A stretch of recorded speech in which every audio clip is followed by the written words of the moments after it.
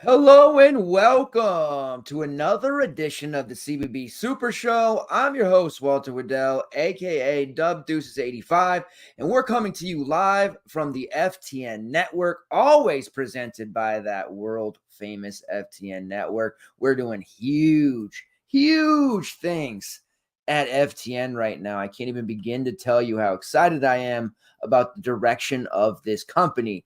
The NFL stuff that they have coming out is going to absolutely blow your mind. Our MLB betting team is absolutely smoking right now, and our Prize Pick squad is rolling. Just you wait and see until this NFL product comes out. And of course, they told me that I'm going to be on the preseason NFL DFS stuff. The last 2 seasons, we've done that for you. Lots of excitement there. And of course, college football is right around the corner. But we're still going to be talking about this transfer portal thing. The portal has officially closed. That's right. The portal has closed. That doesn't mean you might not hear about a few additional players entering. You only had to tell someone within the organization, administration, the program that you intended to enter the portal, and you still had a few days of maybe a week or two to actually enter. Now, there is a special occurrence here for Jackson Robinson, who is in the NBA draft process right now. He can still choose to hit the portal if he wants to. He has until, I believe, May 12th, so just a few more days here, and that is due to the coaching changes. The current bylaws right now, anytime there's a coaching change, you get 30 days additionally to decide if you want to hit the portal or not. So we could still see Jackson Robinson hit the portal if things don't work out. We are in the midst of the G League Combine, the G League camp that they do. The best 3, 4, 5 players from that get an invite to the NBA draft combine, which already has a huge list, 40 plus players. And there's a lot of stuff still to come, a lot of news about players who are going to come back, players who are going to stay into the draft. A lot of, I'd say 90% of the players that did enter the draft did also decide, if they're an underclassman and have eligibility left, that is, to go into the transfer portal. Business-wise, it just makes too much sense. You can't leave yourself out to dry. Your spot might be gone. You just leave yourself that opportunity to go to another school if you would like, or if you'd so choose. So that is what's going on right now. Lots of exciting things going on. There was the announcement of the NIL tournament, which will be taking place next season in Vegas. This is a kind of a groundbreaking tournament that is going to take place. Each participant gets a $1 million payout to distribute to current players for NIL. So this is the tournament itself, handing each team, and I believe there's 8. Right now there's 7 teams that have been announced. There will be 8 total, getting $1 million. And I mean, I don't know how they decide to pick the teams, but can you imagine getting your program picked to participate and be like, here's $1 million, give it to your guys. Teams will be, in the future, if this continues to be a thing, teams are going to be just beating down the door, because number one, you get to play in Vegas. It's going to take place during the week of Thanksgiving, when all those holiday tournaments are happening, wall-to-wall feast week, if you will. College basketball is a fun time. It is a great time. Thanksgiving is Black Friday. It's not for shopping. It's for college basketball. Maybe a little bit of late season college football, of course, but that feast week is fun. So that is a fun thing going on. I suspect that those tournaments, like that style of NIL prize pools and whatnot, like that's going to be something that we see probably more of in the future, or we'll see those tournaments, those non-cons, those holiday preseason, as they call them, tournaments, have these kind of prize pools or these purses, if you will, to pay out to players for NIL, and as a way to attract teams to play in them. As it stands right now, there's 7 of the 8 teams will be Rutgers, who has a great class coming in. We talked at length about them a few weeks ago. Alabama, who has absolutely dominated the portal. We'll talk about them in a second. Houston, which will not get Jamal Shed back, but still is returning 90% of their team. Notre Dame, an interesting choice. Oregon, we don't like them. San Diego State, which is going to be a new look San Diego State as they've been ravaged by the portal. And Texas A&M, a team what I absolutely love with Wade Taylor. Very, very fun for DFS purposes. So as it stands right now, those are the 7 teams. There will be a final participant to be determined. Right now, there is a lot of chatter that it's going to be Gonzaga. We'll see if that actually happens. Gonzaga has been storming up the preseason top 25 rankings. I have an update to my top 25 rankings. I intended to release it yesterday, as happens with me in my life here on the West Coast. Wasn't able to do so. Still planning to get that updated by the end of this week, but perusing around the various, way too early top 25 rankings, Gonzaga is a team that is just, speeding ahead. And the reason for that is because they have landed a nice talent in Khalif Battle, the Arkansas transfer, high usage guard. He was down to Kansas State and Gonzaga. Took it in the shorts from Gonzaga fans a little bit. I questioned the fit of Khalif Battle. I don't know that I see it as it stands right now. But, that's a really great scorer. You need depth. I don't envision him not starting, but who's going to come out of the starting lineup between Hickman and Nembhard? Like, obviously not going to be Nembhard. Like, Steele Venters is going to be healthy. So I'm not really sure how that fit is going to be. That's one of those, like, is there enough basketball to go around for a player like that in the returning players for Gonzaga? So it's a good problem to have sometimes, unless you were last season's Arkansas team, which had 9 ball-dominant players. Gonzaga doesn't quite have that many, but I think Khalif Battle would have been a much better fit for Kansas State. I'm not a Gonzaga hater by any means, so don't call me that like some were yesterday on Twitter. But I fail to see how that one's going to work out fit-wise. Anyways, very cool NIL tournament for Vegas. I think if it is, Gonzaga, that's going to be a must-watch tournament, of course. I do believe the winner of the tournament will also get some additional money. Tentatively, it will take place November 26th, 27th, and the title game on November 29th. Tickets to that would be amazing.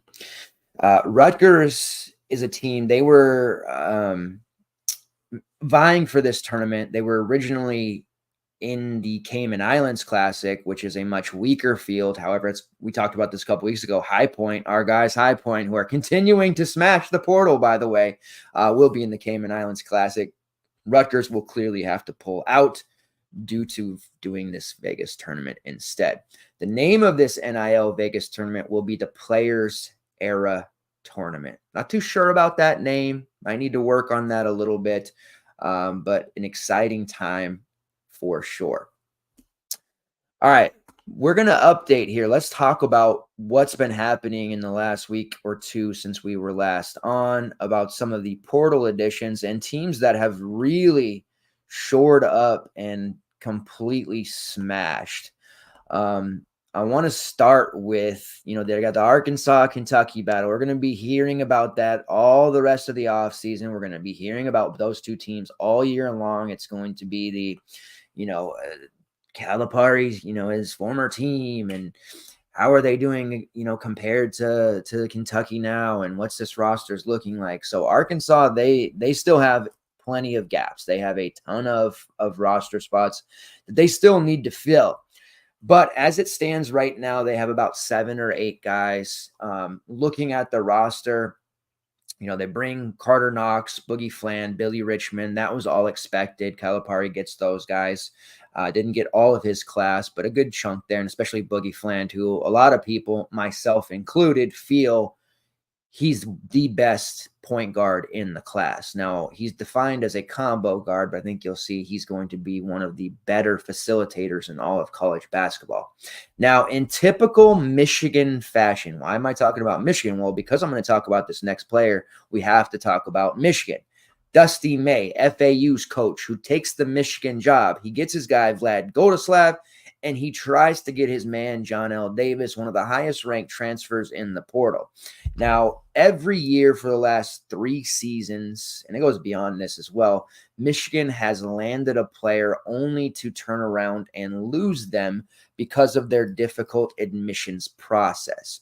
Credits not transferring correctly, they whatever, they didn't offer it at Michigan, or they dropped out of school early. Wrong terminology. They dropped a class they shouldn't have, didn't have the right credits, whatever it was. We most recently saw Caleb Love decide to go to Michigan, couldn't go there because his credits wouldn't transfer properly. He ends up going to Arizona. Terrence Shannon tries to go to Michigan. Credits won't transfer over. Can't go there. Ends up going to Illinois and having a monster season. Will it happen again? Well, it has. John L. Davis was going to follow, all set to follow Dusty May to FAU. They had the money. They had the NIL, but they are unable to get him through the admissions process. Instead, he zags. Everybody else zigs. John L. Davis will now be playing at Arkansas for his final collegiate season. We're talking about an 18-point game per score, shot about 42% from long range. A great rebounder for a guy his size, averaged over 6 rebounds per game and just a tick under 3 assists. He is going to be a phenomenal upperclassman and a great leader for this team, a presence that is going to fit in well with some of those younger players, such as Billy Richmond, such as Boogie Fland, and Carter Knox. Now, of course, he also got his guy Z Ivicevic, who transferred from Kentucky as well, so he's got 4 of his prior players, but that's not all. He also has another one that just came in, so it's technically 5, possibly going to be 6. So he brings over those guys. They're all relatively young. You need a veteran presence here. You can't just go into it like we saw during the one and done era, where you can have a team of freshmen, 90% of your production coming from freshmen, and have it work out. That's just not going to happen in today's day and age. You can have a sizable amount of your production come from freshmen, but you simply have to have guys with A, tournament experience, or B, upperclassmen that have experience playing against upper tier competition. So they got that with John L. Davis. They also bring in Jonas Aidoo. Now, Aidoo was crystal balling to Baylor for a long time. And a long time in the transfer portal doesn't have to actually be a long time in the real world. Like a long time for you, what is that? A year, 4 months. I mean, whatever a long time means to you. In the transfer portal, 2 weeks is a long time. And Aidoo was getting a crystal ball to Baylor for probably 2 weeks. Now, Baylor's absolutely murdered. I shouldn't say that. Unalived. I don't want to get demonetized once we get our deal here with the YT. Unalived the transfer portal. They've done a great job, and I'll touch on that in a second. So they did falter on Aidoo. At the end, he ended up going to Arkansas. I think that's probably better. Baylor, to me, is a more set roster in terms of they have chemistry. They have a nice mix of upperclassmen and freshmen coming in, and they're a team that's built to win right now. Baylor is a legitimate team that you could throw a future on right now and feel pretty damn good about that. Arkansas, no disrespect. We have a lot of Arkansas fans who do watch the show. I've called the Pigs myself several times for you guys. I'm not going to do it here tonight, but I have. I'm not an Arkansas hater, but I do not think that there's the same situation as Baylor. In year 1 under Calipari, they're going to win games, but I don't think that we're going to be talking about them as a legitimate title contender. They'll probably make the tournament. They might even make the second weekend, but I don't think we're talking about a team that makes the Elite 8, Final 4 title game, wins a championship. Baylor, on the other hand, I do think is a team that we could be talking about like that. Now, no disrespect to Arkansas, but Jonas Aidoo, he's technically going to be a senior. I think he has 2 years left. He's relatively raw on the offensive end, but defensively, he gets it done. He averaged almost 2 blocks per game, very high block rate, almost 7.5 rebounds per game. He's very good. They are going to rotate bigs though, and I think they're in the market for another big man. I think you'll see that with Idu and Z. That's the way that Calipari likes to run it, and rotations are going to be deep. Now, even though they don't have the depth right yet, they will by the time the season begins. They'll have a nice 9, 10, 11 man, roster, possibly even, 12 or 13, but a 9, 10 man rotation. Now, in a surprise to me, they went out and they got Adu Tiero, who was on Kentucky for the previous few seasons under Calipari, but last year he saw his minutes decrease substantially from the first month of the season to the last month of the season. And I honestly did not see Adu going to Arkansas to play for Calipari after his minutes dropped so significantly. He ended up playing about 21 minutes per game total season for Kentucky last year. So a true shocker for me that Tiero ends up going there. But that's great. I mean, he's got another guy that has experience with him. That's 5. There's a pretty good chance they end up with DJ Wagner. DJ did not declare for the draft from what I saw on the list. He'll be back working on his game. Very good opportunity for him. They still have 3, 4 spots that they need to fill. But Arkansas is getting it done. A lot of people are getting overzealous, excited, putting Arkansas in a top 5 conversation. I don't think the roster is top 5 right now, but it's definitely good. Boogie Flan, John L. Davis, Carter Knox, Adu Tiero, Z, Billy Richmond, and Jonas Idu. More work to be done. Now let's look at Kentucky's roster here. There has been a ton of Kentucky coverage. A lot of shows are covering Kentucky. So I'm not going to go too in-depth on their roster because you probably have heard a lot of people talking about it. But Mark Pope has done a really good job. Shout out to Mark Pope, because when he got the Kentucky job, a large portion of the Big Blue Nation was bemoaning the hire. Thought they were going to get Hurley, the good one. Thought they were going to get, various NBA coaches. Thought Pitino might come. Got to, first of all, realign things. Have realistic expectations for who you are actually going to get. And you're getting somebody who played for one of the best teams ever and won a title with Mark Pope. Now, up until his introductory conference, presser and all that stuff, the people were still pretty down on this hire. But once his introductory presser happened, you saw the change by those folks who were bemoaning this hire. And they got really, really excited because his energy is amazing. And yes, my big thing, and I argued with Pete, it was weird because I don't have any real vested interest in Kentucky doing well. Live on the West Coast. I have really, I love college basketball. I have a handful of teams that I root for religiously. Obviously, Washington Huskies. I really like St. John's. There are a few others that I'm really kind of aligned with. But Kentucky, I didn't want to be in a position to defend Kentucky. For many years with Calipari, I was kind of on the opposite end of Kentucky and didn't want to see them do as well as others. And again, that might have made me a little bit of a Kentucky hater, but it's certainly not a level of hate that I have for a program like Duke. If you're a Duke fan watching this show, we'll have some fun this season, kind of trash talking back and forth. But Pope has done a really nice job with the roster he's already created. There's a lot of buy-in from the fans. There's a lot of buy-in from the alumni, and he's built a really solid-looking program already without playing a single game. They are set to keep Travis Perry, who was already a part of the class from Calipari. Kid's just Kentucky born and raised, so he's going to stay. That made sense. One of the very first things he did was bring Colin Chandler, a 4-star from 2022. He's on a 2-year mission.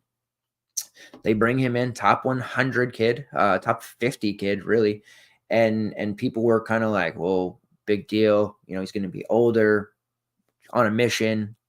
How good can he even be? Well, he's going to be really good. He's going to be in an opportunity to produce right away, and he's going to be in an offense that is really captured modern basketball. Is not stuck in kind of that archaic style maybe the program endured the last couple of seasons. And I am not trying to disrespect Calipari. He's obviously a great coach. He's a great recruiter. He knows his stuff. But he's been a little bit reluctant to take in some of the newer concepts when it comes to the offensive side of the basketball. That's not the case with Mark Pope. He knows where his biscuits get buttered. Got to make threes, got to push the pace, got to have big men who can pass, and you got to have big men who can shoot. The roster he has built since Chandler has come in has really ensnared the rest of the fan base. Half the fan base was bought in after his presser. Like, oh my God, this guy's awesome. The other half that was like, sure, anybody could sell themselves like that. We had Calipari, we need to see some on-court results before we can make that judgment. Well, those people who wanted to reserve their judgment for the season to start have almost unanimously bought in as well. There's still a few that are going to want to see that on-court product, but my goodness, there are people who have completely flipped a 180 and they're super excited about this team right now. Lamont Butler comes in from San Diego State. He's also in he's testing the NBA. He'll go through the camps. He'll do his thing. He's a defensive-oriented player, but he's going to play some point guard for this team. And that's a big point of contention right now. People arguing, he can't play point guard. He's an off guard. He's going to, defensive guy. This isn't going to work. He's not going to run point. I can assure you Lamont Butler did not come to Kentucky to not play point guard. Stay with me. They also go out and they get Andrew Carr. Now, that's a Wake Forest transfer, 6'10 kid, scores, he can rebound, he can pass. He is a prototypical guy that can succeed in Coach Pope's system. Shot 37% from long range. Look out for Andrew Carr. Now, going from the ACC to the SEC, there's a bit of I'd say defensively, and the ACC is shoring up. Obviously, the ACC is a great conference too, but the SEC, when it comes to defense, talent, athleticism, that to me is still kind of the upper tier bar setting conference along with the Big 12. So we'll see if Andrew Carr can handle the day in, day out grind of the SEC, but he'll be in a great position to produce. Kobe Brea, the number one three-point shooter in the portal. Several teams were in on him. UConn was in on him heavily. UConn went another direction with Aiden Mahaney. Basically guaranteed Brea was going to head to Kentucky. 49% three-point shooter from Dayton on volume. In an offensive system under Pope that prioritizes three-point shooting, not as much as Coach Oates in Alabama, but certainly a big number of their shots rely on long-range shooting. Kobe Brea offers that. Brandon Garrison, rebounder from Oklahoma State. Otega Awi, still a lot of athleticism, even though he's technically a senior. A lot of untapped potential there from Oklahoma. Amari Williams, another kind of versatile passing big man who can score from Drexel. He can rebound. A great prototypical fit for Coach Pope. Still more work to be done, but this roster is coming together nicely, and it's pieces that fit his system. I'm going to read through the roster again, and you're not going to see anyone that's like this superstar name, but you're going to see pieces that fit his system. We just had the NFL draft. Sometimes teams prioritize fit over name. Sometimes teams prioritize name over fit. Both ways can work, but for what Pope is trying to do, this is perfect the way that he played it. They also get Kerr Kriisa, who was with Arizona, was with West Virginia last year, actually shot 42% from long range last year. That's encouraging. 5 assists per game. That would be your typical point guard player. And he will play point guard for this Kentucky team. Now, I'm not as excited about him as others are. There was only really one season where I was high on Kriisa, and that was his freshman season under Coach Miller, when he was playing like 8, 9, 10 minutes per game, min price for DFS. And it was kind of one of those things where it's like, let's get Kriisa in there. Because when he came in, he was shooting 3, 4, 5 threes every 6 minutes. Not a big fan of his now. The big point of discussion here is, will Kriisa start at point or will Lamont Butler start at point? I think it'll be Butler. We'll see how they shake it out. Maybe it'll be both. But as it stands, that Kentucky roster, Kerr Kriisa, Lamont Butler, Kobe Brea, Andrew Carr, Brandon Garrison, Otega Owie, Amari Williams, Travis Perry, and Colin Chandler. Now, again, none of those names are going to terrify you or incite you to, rip your shirt off unless you're a big Blue Nation fan. But those pieces just fit together so very well. They're going to win games. They're going to be instantly successful. Now, they're not a team that you're going to be talking about as a Final Four squad. They still have a spot available. Maybe my mind will change if they land one of these remaining big names, but as it stands right now, they're going to be in a position to be competitive. They're going to win games. They're going to go to the tournament. And really, the bar for Pope is to make the tournament and not lose in the first round, right? I mean, Kentucky fans, talk to me. I've been talking to a lot of you guys throughout the last couple of weeks since the season ended. Gosh, it's been over almost a month now. Jeez, it's crazy how fast time goes. And I think most kind of feel that way. Like, obviously championships are what Kentucky fans grade their seasons on, but we're in a different era now. UConn has officially achieved blue blood status. There's no arguing that. And Kentucky, they haven't been in the same type of position as UConn this past decade or two. So the title or bust is not really the grade for Kentucky. I think the making the second weekend, let's start there. Let's win a first round game. Let's start there. And I think Mark Pope is going to do those things. All right. So that's starting it out. I want to go over here. And, last week we talked about my guys' high point. We talked about a lot of mid-majors. It was the mid-major show. We dedicated all of our time to talking about mid-majors. But I really want to circle back around here and talk about the presumed Southland preseason, pick by all the media, the coaches, everything. McNeese State. The American gangster Will Wade has continued to absolutely dominate. He brings in his first year with McNeese. He does some real big things, right? He brings in CJ Felder, Shahada Wells, who was an absolute monster, and Tavian Cullum. All those guys are out of eligibility now. They lose 3 or 4 guys to the portal, all, lower minute players, not real significant there. They bring back a 11-point per game scorer in DJ Richards, 6'5" wing, played about 26 minutes per game. And the reigning defensive player of the year in the conference, Christian Shumate, 12 points, 9.5 rebounds per game. That's a solid start there, right? And Mike Saunders, who didn't end up playing a lot, should be healthy this year.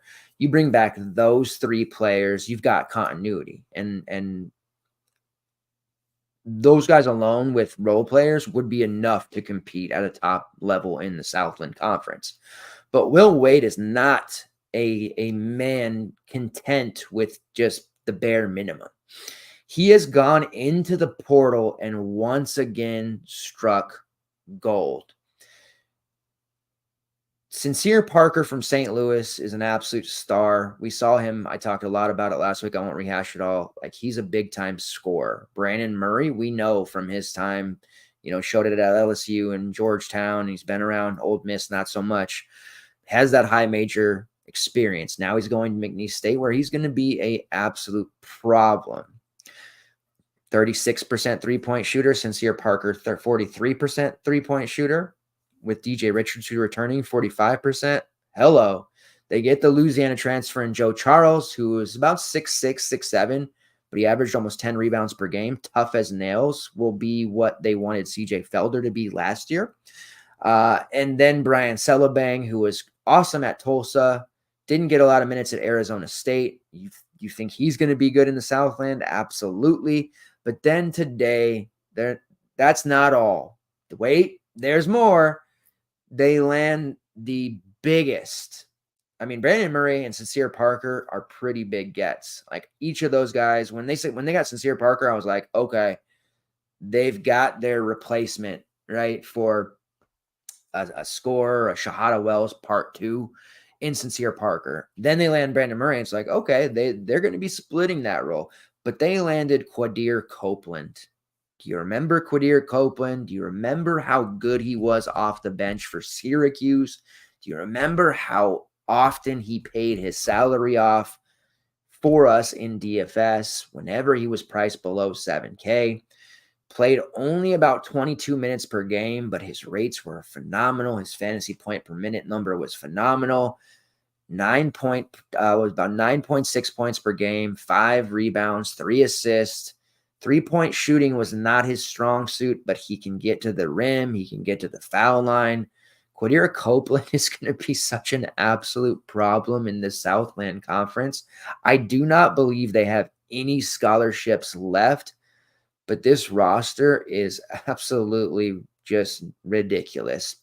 The Southland has some really decent to borderline like tournament teams. Like they're not a multi-bid conference, but like there's some teams here that have some dudes. Incarnate Word has some guys. Northwestern State will inevitably be good. Texas A&M, but at the end of the day, McNeese State's roster could probably make the tournament in a P5 setting. Like their talent is that good. Now I know they had for them a bad matchup against Gonzaga. I was horribly wrong about them in the tournament. I thought they might win a game or two. Didn't work out. The biggest thing that Coach Wade could do for this team is schedule difficult. Do not give yourself a cupcake non-con because I don't know that you'll be tested as much in the Southland. Like I said, there's a handful of teams that are good, but for the most part, I think they're probably going to win the Southland handily. That's going to definitely be one we want to bet, but I have a feeling that any books that are offering futures on McNeese to win the Southland, we're probably not going to get very good odds. So they're going to have to schedule the non-con tougher to give those guys, those tests. But they've got legitimate talent that is accustomed to playing against upper tier competition. And arguably, maybe not even arguably, the roster on paper is better than what we just saw the tournament team as. The worry is there and valid that just what I said about Arkansas in the past. Is there enough basketball to go around for a team with Quadir Copeland, Sincere Parker, Brandon Murray, DJ Richards, Brian Salabang, Mike Saunders, if he's healthy? Perhaps not. And then you get into the questions of McNeese State doesn't have super NIL. I mean, maybe they might have more NIL than Seton Hall and Butler at this point, but the fact of the matter is they have Will Wade there. Do you think they're landing those guys without Will Wade? Probably not. This is an opportunity for some of those players who are going to have years left, such as Quadir Copeland, to have a huge season and then work his way back to the P5 level. This McNeese State team is going to be really quite fun. So I'm excited about them. We won't have them on DFS slates very much, but there'll be some betting opportunities there, and that's going to be a team that we can certainly, pick on a night-to-night basis to win games and add on to, parlays and whatever, but they are just a silly built team the way it looks right now.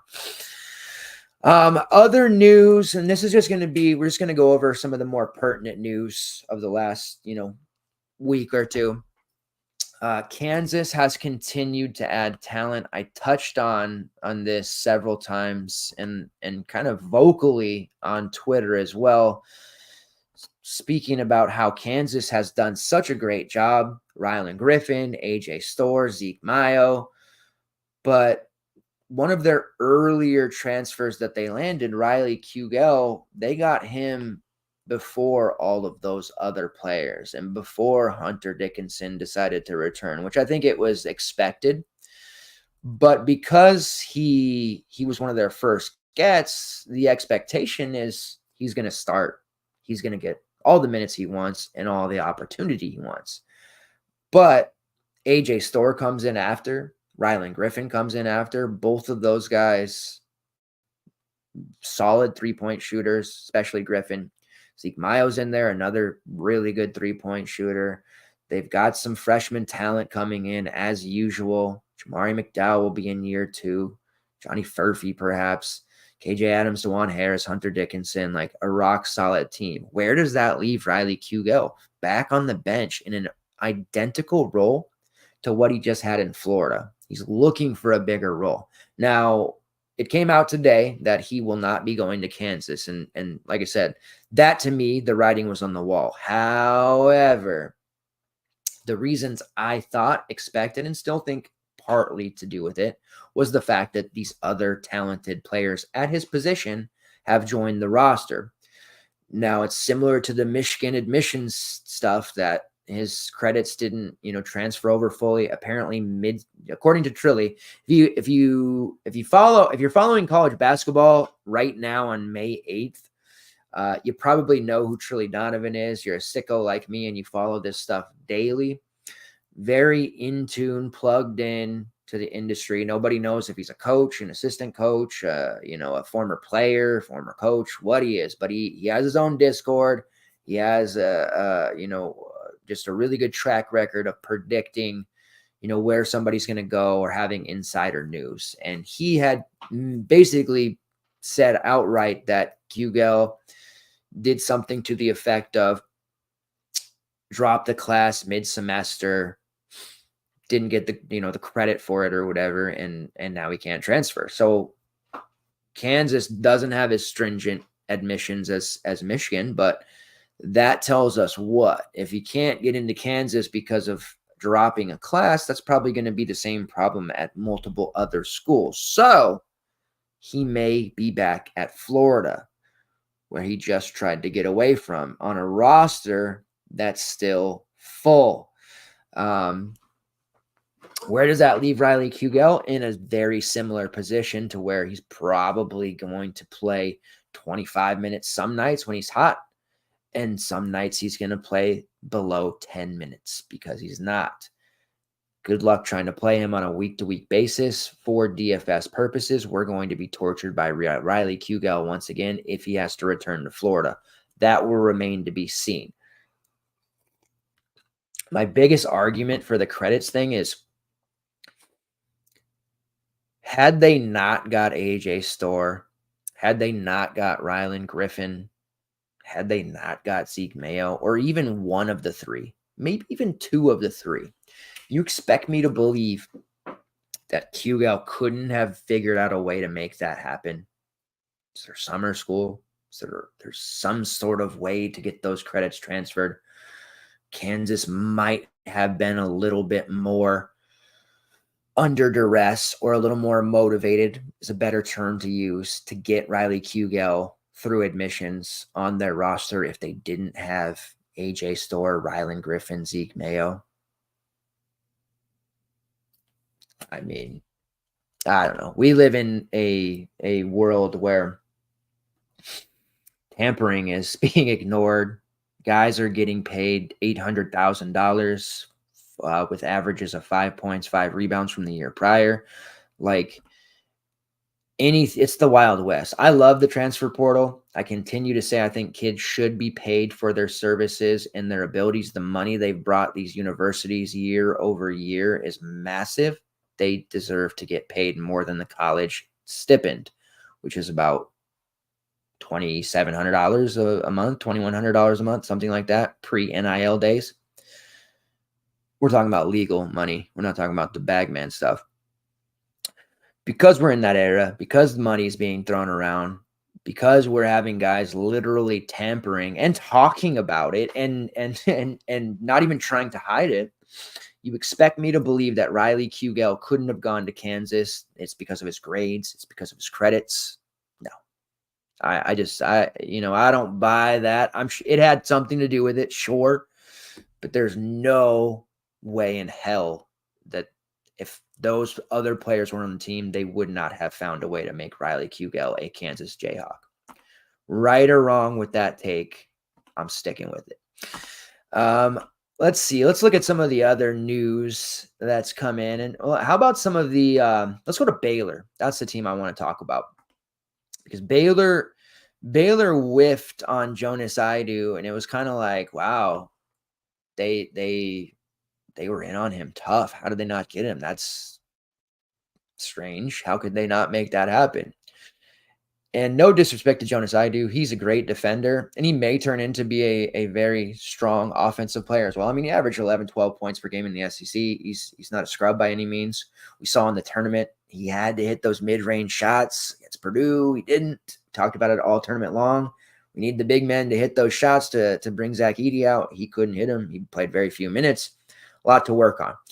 Baylor lands in a super surprising transfer because I just assumed he would be going pro no matter what. Norchad Omier, who is still in the NBA draft process, decides to put his name in the portal from Miami. Again, a very wise decision for all of those players doing so. Baylor, they zag when the rest of us zig. It's not Idu that they get. When they lost him to Arkansas, it was like, dang, that's tough for Baylor.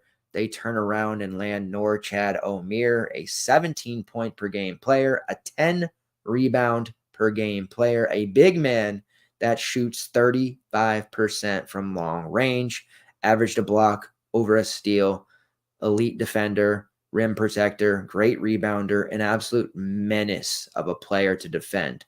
Can hit threes, can bang down low. Norchad Omier will have a place in the NBA. Will that be this year in a weak draft, or will that be next year where he can, maybe fall later, maybe he improves more, but he's going to get NIL money out of the this year to dominate for Baylor. The Baylor Bears roster is phenomenal. Another player they land, somewhat surprisingly perhaps for some, would be Jeremy Roach, the Duke transfer, who is also testing the NBA draft. There is a scenario in which Roach and Omier stay in the draft, and that would be, absolute disaster for Baylor. But I do not suspect that will happen, especially not for Jeremy Roach. And I honestly feel like Norchad Omier will be back as well. Had he not transferred, I would have told you he's going to the NBA, and he will not be back. I think Miami kind of felt like that too. They went out and got Lynn Kidd, shored up their front court. And I think that was a bit of a shock to not only us, but them as well. So to me, Norchad Omier will come back and play college basketball, and he's going to do so for Baylor. So two really high-end gets for Scott Drew and the boys. Scott Drew flirted with the Kentucky job. Kentucky fans didn't really want him for whatever reason, said he wasn't a winner. Not sure why. He just won a title not that long ago. Baylor's always in the tournament. Moot point. Scott Drew's a great coach. He has built himself a nice little roster here, set to lose 3 players to the draft in Jacoby Walter, Yves Missy, and probably Ray J. Dennis, who will be an undrafted player, but still he's going to go pro. Caleb Lohner has transferred to Utah to play football. Okay. He's going to try to play basketball as well. Miro Little, Danswan Grimes. They've lost some pieces here. Jalen Bridges, status-wise, up in the air, perhaps. I don't think he got into the NBA draft. So as long as he gets another year of eligibility, they've got him. They've got a healthy Langston Love. VJ Edgecombe, who is the McDonald's All-American. He's going to be a one and done, but this is where you can get away with that. They've got one freshman. They've got 3 coming in. One set to play major minutes, surrounded by a bunch of upperclassmen. Jeremy Roach, 5th-year senior. Jaden Nunn, 3, 4, 5 years, upperclassman. Norchad Omier, 4, 5 years, upperclassman. Jalen Bridges, if he's back, upperclassman. Josh Ojiawuna, a senior. Langston Love, a redshirt senior.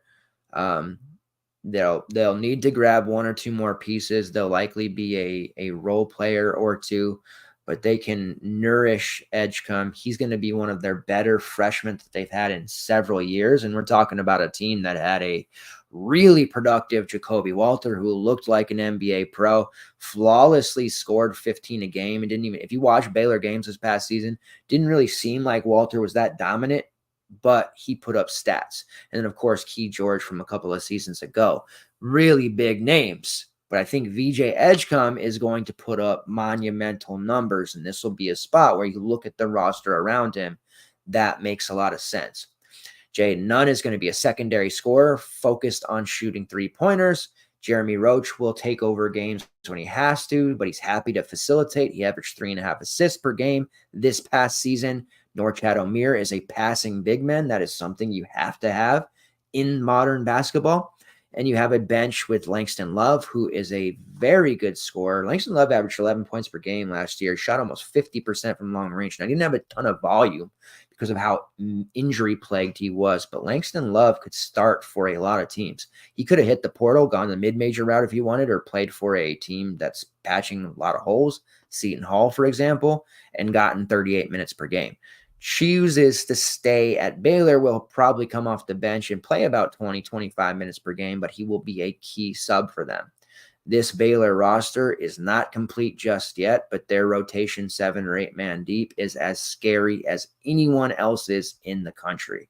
And there are some really good looking rosters out there, from top, low to mid majors all the way up to the tippy top, UConn, your Dukes, North Carolinas that have some really good looking rosters, but Baylor's is certainly up there near the top, and they're a easy top 7, top 6 team as it stands right now in my top 25 rankings. So shout out to Baylor. Let's pull up some Evan Maya rankings here and see what names we still have, who we're still trying to find homes for. Should really probably talk about St. John's before we get into that, because sitting atop of Evan Maya's transfer rankings is, of course, Kadari Richmond, who did decide to hit the transfer portal from Seton Hall. It was long rumored immediately that St. John's would get Kadari Richmond and would get Norchad Omier signed, sealed, and delivered. Now, when the portal, the season ended, the portal was just starting to, cook up as the tournament winded down. St. John's was the supposed lock for Rutgers transfer Cliff Omarui and Hofstra transfer Darlington Dubar. Neither of those things happened. Omarui ended up dragging out his transfer as long as anyone. He was in the portal very early, and he ends up staying, multiple weeks. He ends up going to Alabama. North Carolina whiffed. We'll talk about that in a second. And Dubar, who is a very good defender and scorer in his own right. They didn't get either of those guys. It was very peculiar for them not to close the deal. You have NIL, you have Coach Pitino. They lose Dubar to Tennessee. But whatever, there's still plenty of opportunities out there. Then Omier hits the portal. Richmond hits the portal. Oh my God, they're going to land Norchad. It's done. It's not even a question. They don't land Norchad, which is tough. Goes to Baylor. But they land Davon Smith from Utah right after, which is a monumental get for St. John's. My Washington Huskies were supposedly in on him as well, but that was quickly slammed in our face as St. John's gets the deal done with Davon Smith. After that happened, and these two pickups happened within a day of each other. It seemed like maybe the Kadari Richmond thing wouldn't happen. Now, Kadari Richmond is like 6'6", 6'7". Like, he's a tall dude. He runs a lot of different positions. He can defend a lot of positions.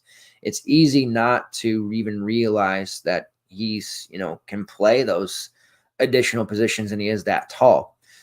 But you have to think, like, how could Kadari Richmond and Davon Smith play together? Similar styles. They operate with the ball in their hands primarily. They can facilitate. They can score. They rebound. They're pretty much not the same player, but very similar. Like Spider-Man meme, point. Hey, Davon Smith, Kadari Richmond, I can't tell which one is which. It's a good problem to have.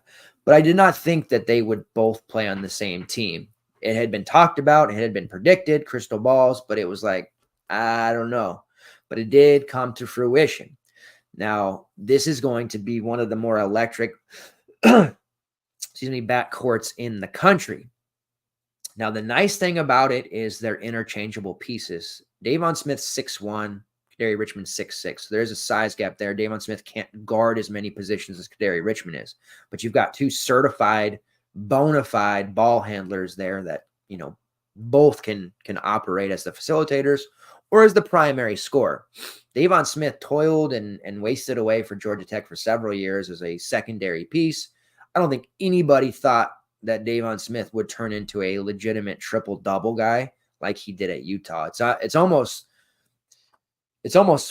unfathomable that he would leave Utah after that blow-up, but that's just the era that we're in right now. Very desirable player. 41% three-point shooter, 7 assists per game, 6 rebounds per game, 13.5 points per game over a steal. Kadary Richmond, 15.5 points per game, 7 rebounds per game, 5 assists per game. Now, he does not shoot threes very well, 27%. He needs to be surrounded by shooters to be at his best. 2.5 steals per game, just under a block. So defensively, Richmond and Smith are going to be an absolute problem in the Big East. They're going to give guys fits. And looking at the current St. John's composition of their roster, defensively, they're going to be a problem. But we may run into a similar problem that we ran into last year, the year before, so on and so on and so on. We need to get shooters on this St. John's roster. Now, I love St. John's. I've liked St. John's for a long time. That's kind of been my adoptive East Coast team forever.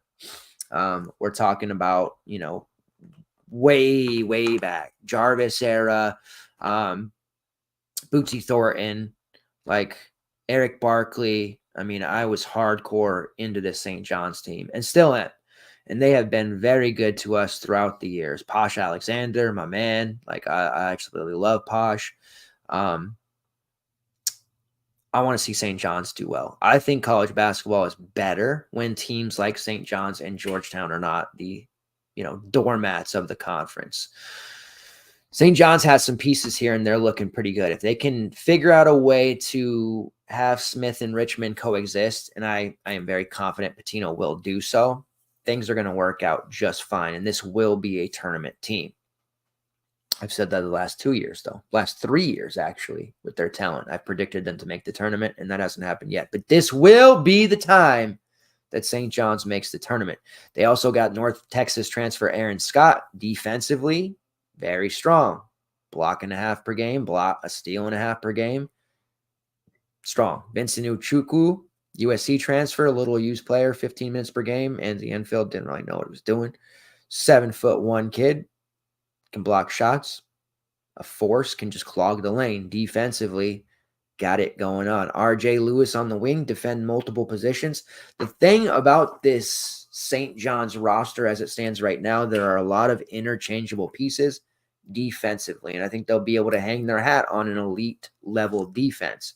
Shooting will be the question mark. They've got Davon Smith. Simeon Wilcher in limited minutes shot about 41% from long range, and they will need Wilcher to play a hell of a lot more minutes this year if it's going to work out, and that will remain to be seen how he fits in. He was banged up a lot, rarely healthy, 24 attempts. So for me to sit here and be like, it may be a bit disingenuous to be like, he's an elite three-point shooter at 42%. There wasn't a lot of volume there. He's going to have to do well. They're going to need Brady Dunlap to step up. So they've got the Jaden Glover, the top 54-star coming in freshman. The depth wasn't an issue this past season. It looks like maybe it could be an issue early on here because there are a lot of younger, unproven players after the projected starting five. We may see Zuby Ejiofor play a lot more minutes out of necessity. Maybe he starts at the 5 over Wuchuku, but right now they're top 8. Let's go top 8. Davon Smith, Kadary Richmond, RJ Lewis, Aaron Scott, Wuchuku, Simeon Wilcher, Brady Dunlap, and Zuby. Then you've got Glover, Kamani Marker, who is he's top 100-ish kid. And, a few non-relevant for DFS purposes type of guys. Not a roster that strikes fear in the heart of millions just yet, but they're pretty complete. And defensively, they'll be able to compete with any team. It'll just be the same thing that we've asked the last 3 or 4 years. Will this team have enough three-point shooting when it matters? And that is the main thing that worries me. Arguably, they've gotten better on the perimeter, but not arguably, they've gotten worse in the post. But it's not as if they can't develop further. Zuby and Uchukwu, those guys can definitely develop, but you're talking about Joel Soriano, a very polished low post option, not being around anymore. Chris Ledlam and Jordan Dingle are both suing the NCAA for another year. Because of the Ivy League rules and because they didn't play during the COVID season. They decided not to play Ivy League, that is. So we'll see if those guys get eligibility, but Ledlam entered the portal, will not be a part of the St. John's roster regardless, which kind of hurts. But overall, St. John's has done a really nice job. Despite the fact that they haven't closed, which is a bit concerning, they did close when it mattered on two very, very important pieces. That's going to be a real interesting conference to follow this year, but definitely paying attention to St. John's. Let's go to Alabama, who did just win the Cliff Omarui sweepstakes. Now, North Carolina has whiffed on a big man. They have a really nice looking roster, but they have continued to miss on big men. Talking to North Carolina fans, maybe not as discouraged after not getting Omarui. What Cliff offers is a shot blocking presence that can rebound, doesn't need the ball on offense to be effective. You don't necessarily have to run plays for him, which is an ideal center fit on this Alabama team. They are reloading. They are going to be replacing a lot of pieces, right? Aaron Estrada, no more eligibility. Nick Pringle, Moag, Sam Walters, Rylan Griffin, which is a big one, Davin Cosby, Chris Parker, all of those guys hitting the transfer portal. Parker, name to watch depending on where he ends up. Former 4-star, ended up redshirting last year, somebody to watch. But that's a lot of pieces in the rotation gone. But Latrell Wrightsell is back for his 5th and final season. Grant Nelson has decided to return. Jaron Stevenson, who came on late, he'll be back. Mo Diabate. So they've got some nice pieces here. Cliff Omarui fits really well because, again, he's not going to require the ball, and he kind of fits in where Nick Pringle was. He takes that Pringle spot at the 5, and you've upgraded tremendously there. Now, if you were a team like North Carolina that needed to replace Armando Bacot at the 5, and you brought in Cliff Omarui, that might not be as big of a home run because offensively, he's not going to do the things that Armando Bacot did. And rebounding-wise, he's not as good a rebounder as Bacot either. He's a solid borderline, upper-tier rebounder, but definitely not Armando Bacot level. Where he gets his payday, if you will, is his rim protection and defensive prowess. Averaged almost 3 blocks per game. Perfect for this team as they run up and down. He'll be able to make plays, and he can keep up. He's a pretty athletic kid. So he fits in well with this team because you're talking about a recruiting class that not only includes Omarui, Chris Youngblood, a 15-point per game scorer from South Florida who shot about 42% from long range. Aiden Holloway, the Auburn transfer, former top 50 recruit. Endless upside. Will probably run the point here, assuming Mark Sears does not return. Houston Mallett, another 15-point per game scorer from Pepperdine, 42% three-point shooter. These are all guys that are going to need to score. Darian Reed, the 5-star wing, who is, I believe, number 11 on the ESPN Top 100. Latrell Wrightsell, we know he can score and he can shoot threes with, the best of them. Jaron Stevenson will take a next step forward. They brought in LeBaron Filion, who was a Kansas decommit, top 40 kid. Kansas, just every year they can afford to lose top 50 recruits and not even bat an eye. So they've got some nice pieces coming in here and guys who can legitimately score on the perimeter and on the wing. So Amaruyi was actually a really, really good get for Alabama. To me, that's one of the best in the SEC in the front court. But again, had he gone to North Carolina, I don't think I would have felt as positive about that just because of what the role and expectation would be for him there. He is surrounded by three-point shooters on this Alabama team. He can get up and down the floor with them. He's going to make plays on defense. He'll be able to guard the other team's best post player. He can step out and defend against more athletic bigs as well. You still have Grant Nelson out there, who's a near 7-footer as well, to help out with that. Just a real nice job by Nate Oates and with this Alabama team. Now, I've seen them take some major steps in the way too early top 25 rankings. We're seeing teams or people put them number 2, number 3. I've seen a couple number 1. I still think we gotta Kansas gets the number 1 spot almost reluctantly, but for me, like I said, I'm gonna release it later this week. I have Houston around number 2. They were my number 1, my first rankings, but I still think Houston has got to be respected, and they're not.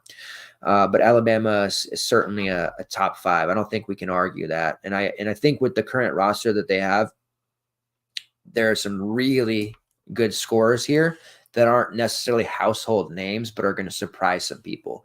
And you get an athletic talent like an Aiden Holloway, a scorer like a Chris Youngblood, and you stick them in this Nate Oates system, they're just going to thrive.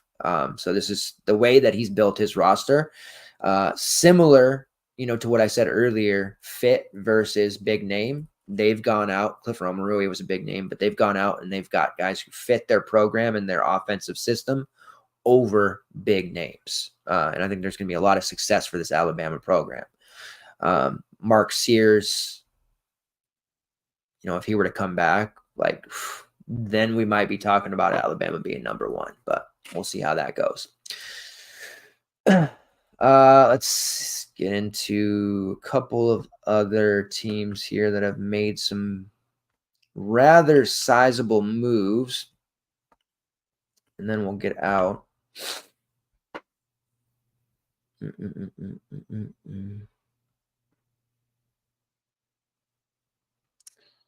All right.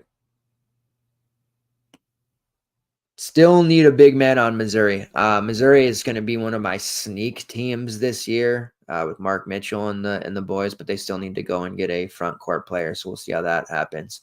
All right. So the top unsigned transfers on Evan Maya's list. Let's go through these. Coleman Hawkins, who's number 2. I don't believe Coleman Hawkins will come back, but he did the smart thing. He's in the draft process, but he put his name in the portal just in case. I don't foresee him coming back. AJ Hoggard, who is 4th in Evan Maya. So he's got this offensive BPR number and defensive BPR number, and then combines the two. I don't know that I could ever justify AJ Hoggart being the 4th best transfer in the portal with all the big names. But Evan Maya is a much smarter guy than me.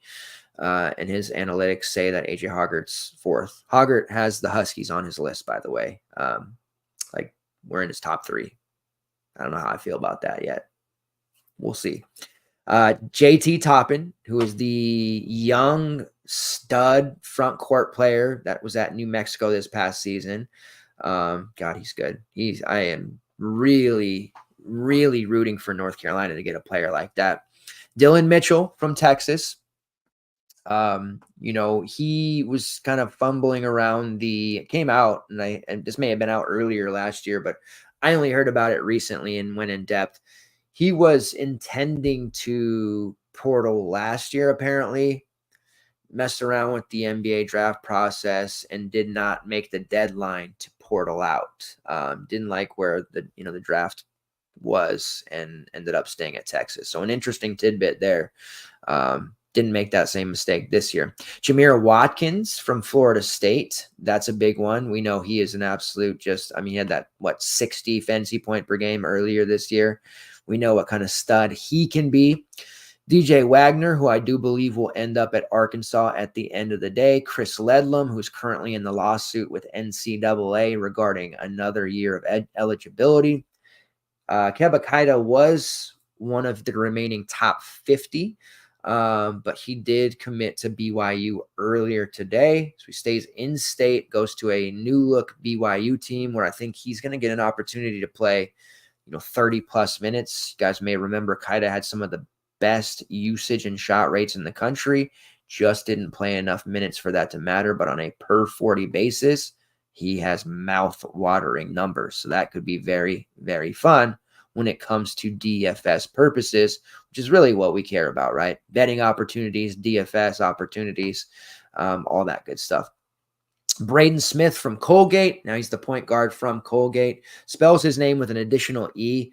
I have, in the ultra dad joke era, feel like it would be so phenomenal if Purdue went out and got him and we had the double Braden Smiths on Purdue on the perimeter. Could you imagine? That would be so heinous, but awesome. Great Osabor, the Utah State transfer. He doesn't sound like Kentucky's in the mix, although there's still some rumblings they might be. Washington's still in the mix, of course. Texas Tech still in the mix.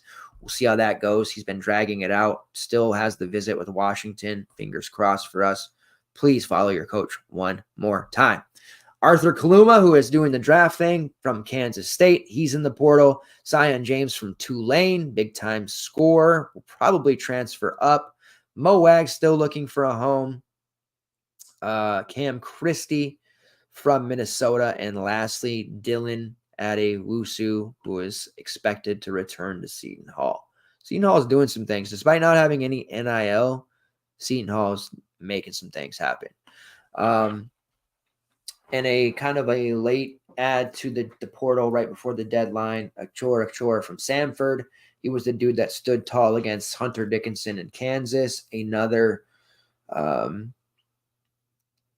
maybe a little undersized, but he plays like a big man, somebody who could fit in with a team like North Carolina perhaps, somebody that I'm keeping a close eye on to see where he ultimately ends up.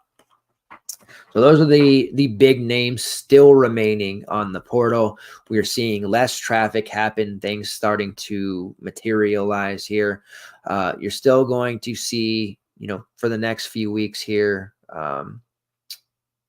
more big moves, but they're definitely dwindling down. Still plenty of players finding homes, but it's going to be less big names, more role players at this point in time. Teams have a pretty solid idea of where they stand. And something to kind of be aware of, the 13 scholarship thing, we're not seeing as much where teams are filling out because we're in this era of transfer portals. You don't get enough minutes, you can leave.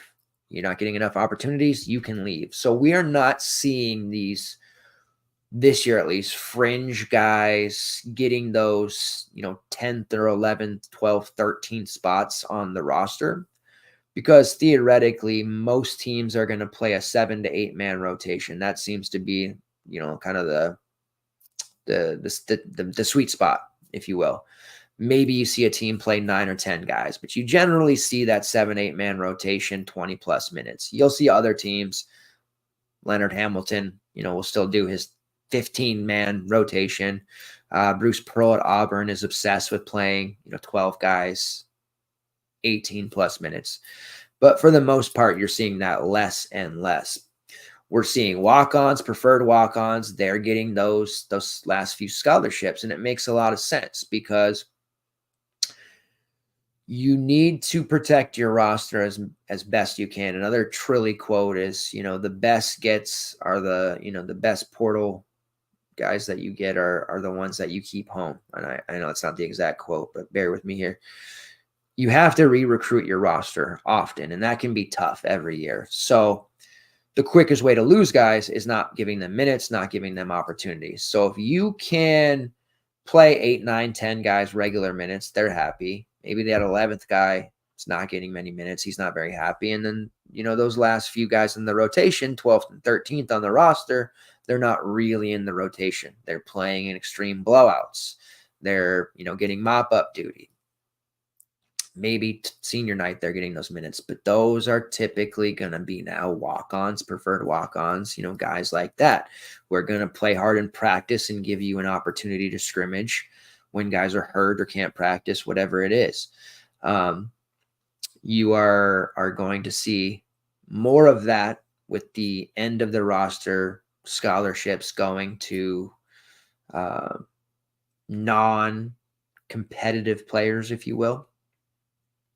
Or, they're just not going to carry that spot, or a guy's redshirting, or they're just going to carry 11, because there's a very little chance that you'll keep a guy who is highly rated recruit in the 12th or 13th guy in your roster, unless, of course, you're Danny Hurley and the UConn Huskies, which is a different scenario altogether because you are back-to-back collegiate basketball champions.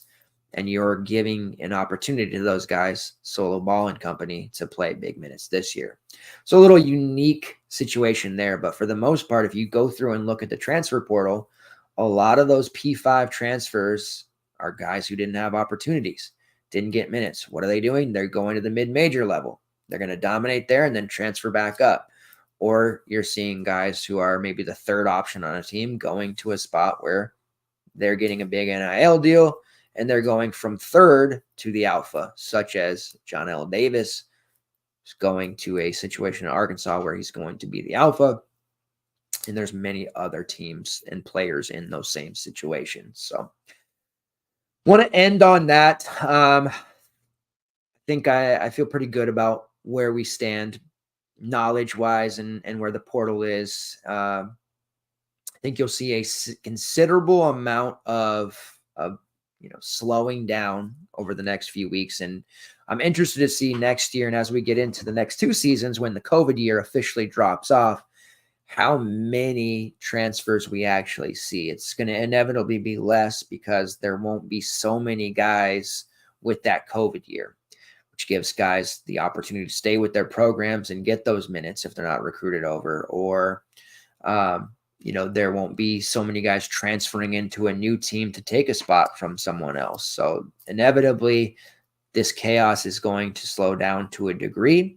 And I do think we're ultimately going to go to a system, not to trust the NCAA because they fold during every lawsuit.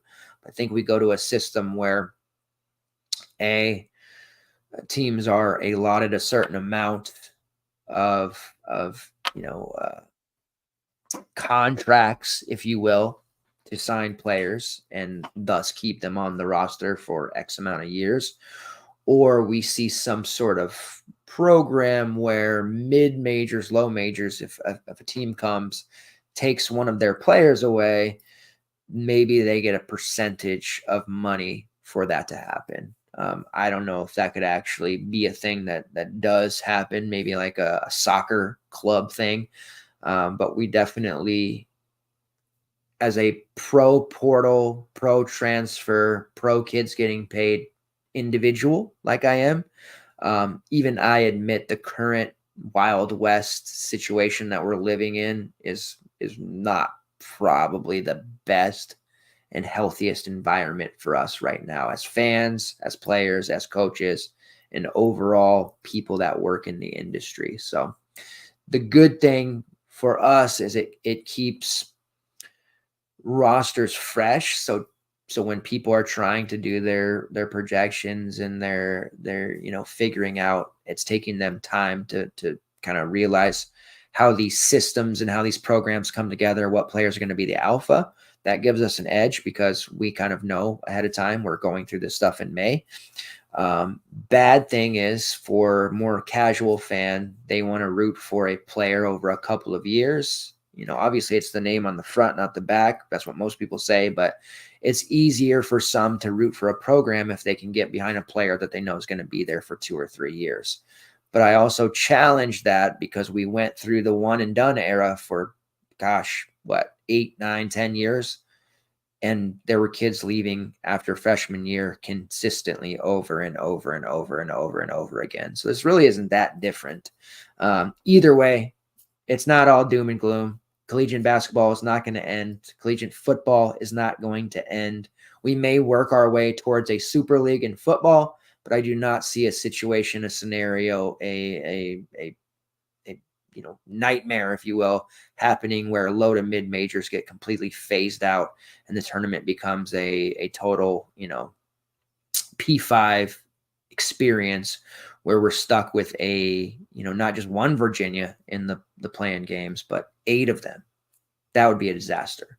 Let's not do that. I don't think we'll do that. Thanks, guys, for continuing to support the Super Show, myself, and the FTN network in general each and every Wednesday. Make sure you check in on my guy, Carl Daughtery Jr., who did a visit with Northwestern State, has gotten some calls from Lemoyne, Cal State Fullerton, UIC, and he is going through that process right now. When he has made a decision, he is going to come on the Super Show, is going to announce that live. I am super jacked for that. Should be soon. Might even be next week. We'll see. Make sure before you guys go, if you're watching on YouTube, please hit the like button on the show. It helps us tremendously. Make sure that you're subscribed to the FTN Network YouTube channel so you do not miss a single shred of any content. We post daily prize pick shorts. We have shows for MLB, NBA, NHL, and everything else you can think of. One price to rule them all. It gets you an opportunity to not only get in with FTN DFS side, but also the FTN betting side. We have done everything combined. One great price for all of our content. The annual subscription is the way to go. Be a part of the Discord family as well. Thank you very much for your continued support. If you're watching on Twitter, like it looks like a lot of you are doing, please make sure you like the tweet, share it, comment there, whatever you can do to support us. We appreciate it. Take care, and I'll be back next week talking more transfer portal news on the Super Show. Take care, guys.